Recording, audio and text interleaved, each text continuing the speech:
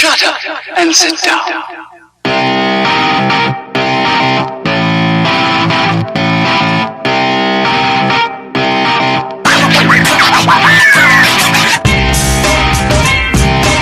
हाय, आज का टॉपिक है स्वॉट एनालिसिस। स्वॉट एनालिसिस एक ऐसा टूल है जिससे आप सिर्फ आपके बारे में नहीं, आपके बिजनेस के बारे में, आपके सेल के बारे में, आप जहां काम कर रहे हो उस सराउंडिंग सारी चीज को अच्छे से एनालिसिस कर सकते हो। और एनालिसिस एक प्रोसेस है जिससे आप सिचुएशन को समझ सकते हो, समझ सकते हो, क्राइसिस को मैनेज कर सकते हो। मैं हूं मदर हन्नान, आपका दोस्त, आपका होस्ट, आपका गाइड, आपका कोच। आपके लिए इस तरह का वीडियो लेके आता हूं जो आपको हमेशा इंफॉर्मेशन देता रहता है। अभी सब्सक्राइब कीजिए, लाइक कीजिए और शेयर कीजिए सारे दोस्तों के साथ, और जानिए स्वॉट एनालिसिस क्या होता है, कैसे इसको किया जाता है, इसका बेनिफिट क्या क्या है। पूरा वीडियो देखिए और शेयर कीजिए। स्वॉट, SWOT। पहले तो इसका फुल फॉर्म क्या है? इसका फुल फॉर्म ऐसा है: S for strength, W for weakness, O for opportunity, T for threat. ये 4 पैरामीटर रहता है जिसके ऊपर बेस करके हम लोगों को सिचुएशन को एनालिसिस करना पड़ेगा, एनालिसिस करेंगे।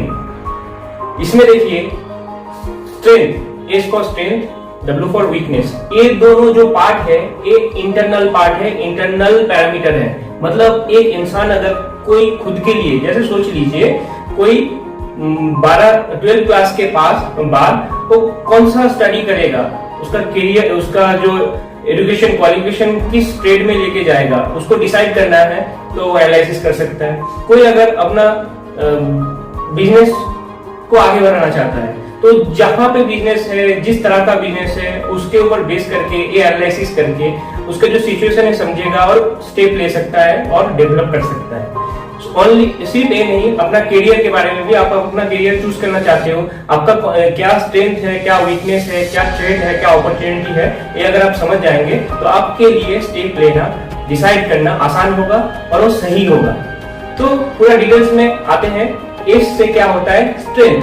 तो स्ट्रेंथ क्या, पहले बोला, ये इंटरनल फैक्टर है। मतलब आप अगर खुद के लिए एनालिसिस कर रहे हो तो you know what is your strength. मैं एग्जांपल के तौर पे मैं बोल रहा हूं, आपका कोई रेस्टोरेंट है, रेस्टोरेंट का क्या स्ट्रेंथ है, उसका बिजनेस को बढ़ाने के लिए आपको सबसे ज्यादा जानकारी रहेगा। किस तरह का स्ट्रेंथ, एज एग्जांपल मैं बोल सकता हूं कि आपके पास उस लोकल, उस जगह में जितने कस्टमर्स आते हैं उनको नॉनवेज फूड पसंद है और आपका जो मेन्यू है वहां पे नॉनवेज आइटम ज्यादा है। आपका जो फूड है कस्टमर को पसंद है, दिस इज योर स्ट्रेंथ। अगर सोच लीजिए इसी को ही अगर मैं इस हिसाब से बोलूंगा, आपका जो आउटलेट है, आपका जो मेन्यू है, ये नॉनवेज के ऊपर बेस करके ज्यादा है, लेकिन वहां का जो पब्लिक है, सोचिए सारे मैक्सिमम वेजिटेरियन है, तो वो लोग वेज खाना प्रेफर करेगा, लेकिन आपका जो मेन्यू है वो नॉनवेज के ऊपर बेस करके, तो definitely that is your weakness. So एक इंटरनल फैक्टर है जिसको आपको एनालिसिस करना है, जॉट डाउन करना है, लिस्ट करना है, और इसको अगर आप समझ जाएंगे डेफिनेटली इसके बाद आपको क्या करना चाहिए, क्या मॉडिफाई करना चाहिए, क्या स्टेप लेना चाहिए, आप आराम से डिसाइड कर सकते हैं। तो स्ट्रेंथ हो गया, वीकनेस हो गया, इसके बाद क्या है? Opportunity and threat. Opportunity and threat हमेशा बाहर से आता है, दैट इज एक्सटर्नल फैक्टर। मतलब आपका स्ट्रेंथ है, वीकनेस है, आपको समझ में आ गया, लेकिन आपको समझ में नहीं आएगा अपॉर्चुनिटीज क्या है, क्योंकि वो बाहर से आता है। आपको एज्यूम करना है, वो फोरकास्ट करना है। थ्रेट क्या है?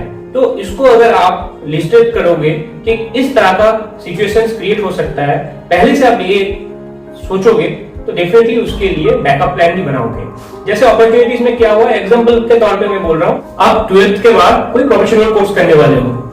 प्रोफेशनल कोर्स करने के लिए आपका पापा आपको बोला है कि you can choose any course, whatever expense will be there, I will bear that. तो definitely that is your opportunity. आप का जो स्ट्रेंथ है या वीकनेस है उसको आप ओवरकम करके उसको लेते हुए आपको ये अपॉर्चुनिटी मिला कि your dad is there to fund you, आप आगे की पढ़ाई कंटिन्यू कर सकते हो, कोई भी आप चूज करो। So that is your opportunity. But threat क्या होता है? थ्रेट है, आप सोचिए आपके पास स्ट्रेंथ वीकनेस समझ में आ गया, अपॉर्चुनिटीज भी आपके पास है, आप जो कोर्स करना चाहते हो वो कोर्स वहां पे नहीं होता है। So that is also a threat. या ऐसा भी हो सकता है कि आप कोर्स करना चाहते हो, कोर्स मिल भी गया, लेकिन आपका उस साल के लिए वैकेंसी नहीं है कोर्स में एडमिट होने के लिए, एडमिशन लेने के लिए, तो दैट इज ऑल्सो थ्रेट। तो इस तरह का अगर कोई बिजनेस के साथ कंपेयर करें तो जैसे हो सकता है अपॉर्चुनिटी ऐसा हो गया कि 2 साल आपका जो जहां पे रेस्टोरेंट है वहां से 200 मीटर दूर एक कॉलोनी बन रहा है, सोसाइटी बन रहा है, तो लगभग वहां पे 5,000 फैमिली आके रहने वाले हैं। तो डेफिनेटली 2 साल के बाद ये आपके लिए अपॉर्चुनिटी है कि वो 5,000 फैमिली का एक क्राउड आपको मिलने वाला है आपके बिजनेस के लिए, दैट इज अपॉर्चुनिटी।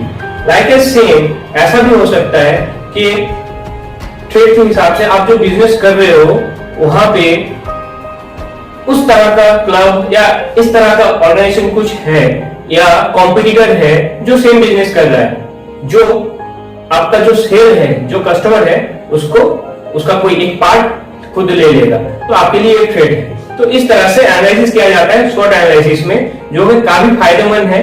आप खुद के लिए भी कर सकते हैं, तुरंत कीजिए, समझिए खुद का सिचुएशन और एनालिसिस करके स्टेप लीजिए। हर डिसीजन लेने से पहले एनालिसिस करके ही बड़े बड़े बिजनेसमैन आगे बढ़ते हैं, आप भी कीजिए। अभी सब्सक्राइब कीजिए, शेयर कीजिए, सपोर्ट कीजिए मेरे चैनल को, मुझे मौका दीजिए आपके लिए इस तरह का वीडियो लेके आने के लिए। थैंक यू वेरी मच, नमस्ते।